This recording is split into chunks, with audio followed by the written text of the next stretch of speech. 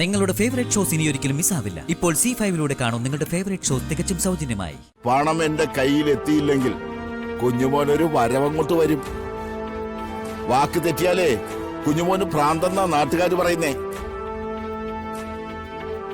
തന്തയും തള്ളയും മോളെയും എല്ലാത്തിനെയും കൂടെ പറക്കി പുറത്തിടി ഞാൻ. ചത്താലും ചാവാതെ കടന്നാലും ഇനി പ്രവർത്തിക്കേണ്ടത് അച്ഛന്റെ ബുദ്ധിയാ. ഉച്ചിയിൽ വെച്ച കൈക്ക് ഉദകക്രിയ.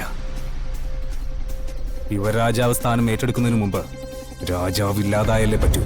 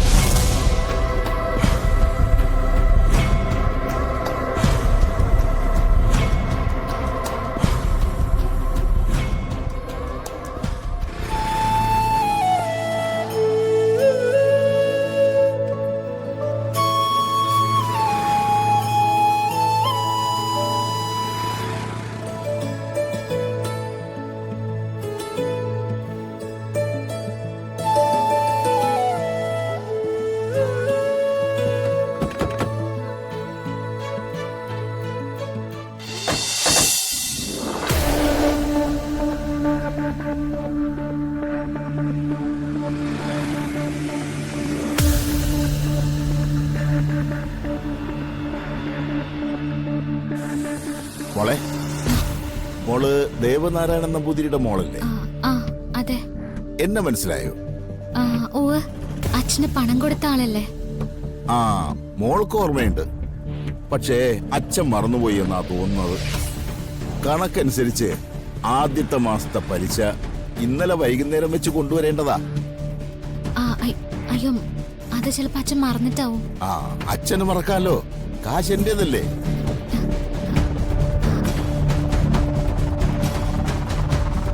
ദൈവത്തിനെ പൂജിക്കുന്ന ആളല്ലേ, വാക്ക് തെറ്റിക്കില്ലല്ലോ എന്ന് കരുതിയത് എന്റെ തെറ്റ്.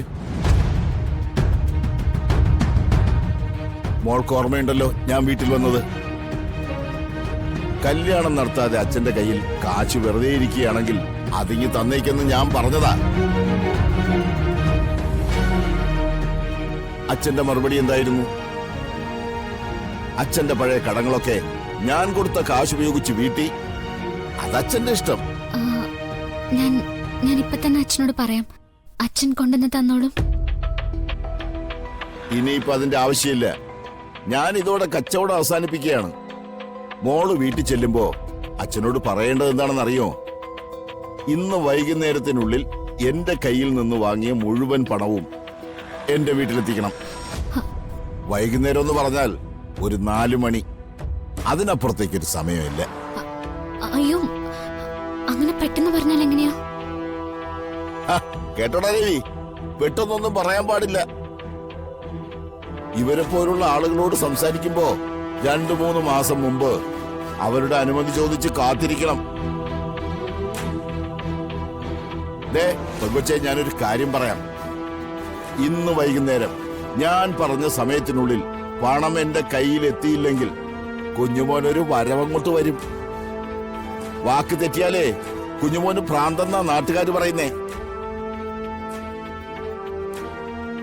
തന്തയും തള്ളയും മോളെയും എല്ലാത്തിനെയും കൂടെ പറക്കി പുറത്തിടി ഞാൻ. താൻ എന്തുവാണോ ഈ കാണിക്കുന്നേ?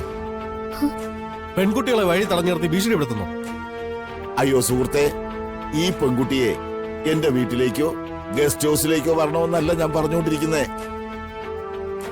എന്റെ കയ്യിൽ നിന്ന് കടം വാങ്ങിയ കാശ് തരണമെന്നാ ഞാൻ പറഞ്ഞുകൊണ്ടിരിക്കുന്നേ. അതിനകത്ത് കയറി ഇടപെടണമെങ്കിൽ ആ കാശ് എനിക്ക് തരാനുള്ള യോഗ്യത വേണം. ഉണ്ടോ തന്റെ കയ്യില്? പണം വാങ്ങിച്ചെന്ന് വിചാരിച്ച് എന്തോ ആവുന്നാണോ? ഈ നാട്ടിൽ ചോദിക്കാനും പറയാനും ആളില്ലേ? ഇല്ല. കാശിന്റെ കാര്യത്തിൽ ചോദിക്കാനും പറയാനും ഒറ്റ ആളേ ഉള്ളൂ. അത് ഞാനാ, കുഞ്ഞുമോൻ. നിനക്ക് കാര്യം മനസ്സിലായോടി മോളെ? ഒന്നുകിൽ വൈകുന്നേരം 4 മണിക്ക് മുമ്പ് പണം, അതല്ലെങ്കിൽ വീട്ടിൽ നിന്ന് ഇറങ്ങി തന്നിട്ട് വീട് പൂട്ടി അതിന്റെ താക്കോൽ എന്റെ കയ്യിൽ. പിന്നെ ഈ നിൽക്കുന്ന അണ്ണന്മാരുടെ വാക്കും കേട്ടുകൊണ്ട് നിന്നെ ഞാൻ വഴിയിൽ തടഞ്ഞു നിർത്തി എന്ന് പറഞ്ഞൊരു കേസ് കൊണ്ടുപോയി കൊടുത്താൽ കുറച്ചു നേരം ഞാനൊന്ന് ബുദ്ധിമുട്ടും. പോലീസ് സ്റ്റേഷനിൽ കൊണ്ടുപോയി ഇരുത്താം. പക്ഷേ അങ്ങനെ എന്തെങ്കിലും സംഭവിച്ച പിന്നെ അന്തസ്സോടെ ഈ നാട്ടിൽ ഇറങ്ങി നടക്കേല.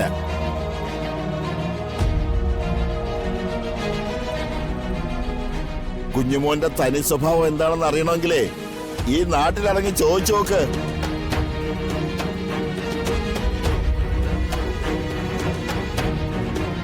വാടാ.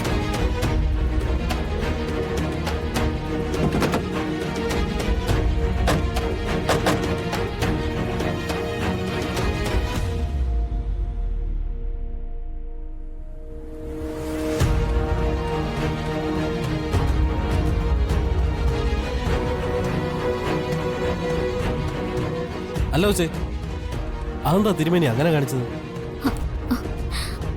അല്ലെങ്കിൽ തന്നെ ഇവന്റെ നിന്നൊക്കെ ആരെങ്കിലും പണം വാങ്ങിക്കും. കൊള്ളക്കാരനെ അവൻ. അതൊന്നും ഞങ്ങൾക്ക് അറിയില്ലായിരുന്നു. അറിഞ്ഞുകൂടെങ്കിൽ മറ്റുള്ളവരോട് ചോദിക്കണ്ടേ? ഇനിയിപ്പോ പറഞ്ഞിട്ടെന്താ? അവന്റെ വായി ചെന്ന് കുടുങ്ങി. ഇനിയിപ്പോ കുഞ്ഞുമോൻ പറയുന്ന ചട്ടം. പെട്ടെന്ന് എന്തെങ്കിലും ചെയ്യാൻ നോക്കൂ വച്ചേ.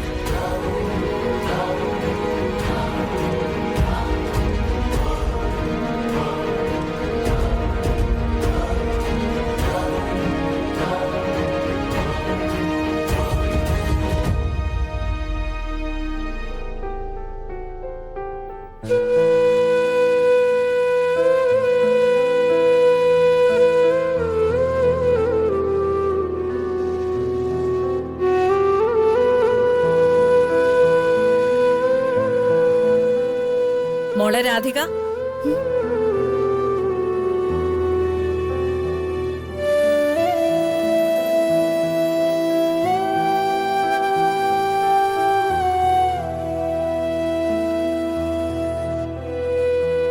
മോളിങ്ങി വന്നേ. വാ.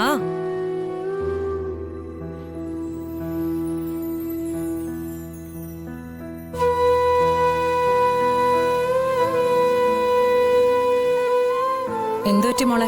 സുഖമില്ലേ? കുഴപ്പമില്ല, ഞാൻ നോക്കിക്കോളാം. എന്തെങ്കിലും അസ്വസ്ഥത ഉണ്ടെങ്കിൽ കുറച്ച് കഴിഞ്ഞിട്ട് ക്ലാസ്സിലേക്ക് വന്നാൽ മതി. മോള് വാ. ആ അതെ, എല്ലാരും സൈലന്റ് ആയിട്ടിരിക്കണം കേട്ടോ. ടീച്ചർ ഇപ്പൊ വരും. വാ മോളെ, വാ മോളെ.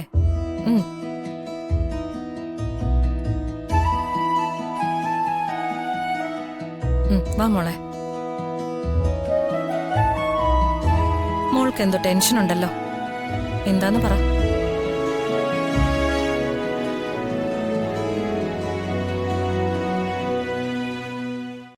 ഡൗൺലോഡ് ചെയ്യൂ C5 ആപ്പ്. കാണൂ എല്ലാ എപ്പിസോഡുകളും സൗജന്യമായി.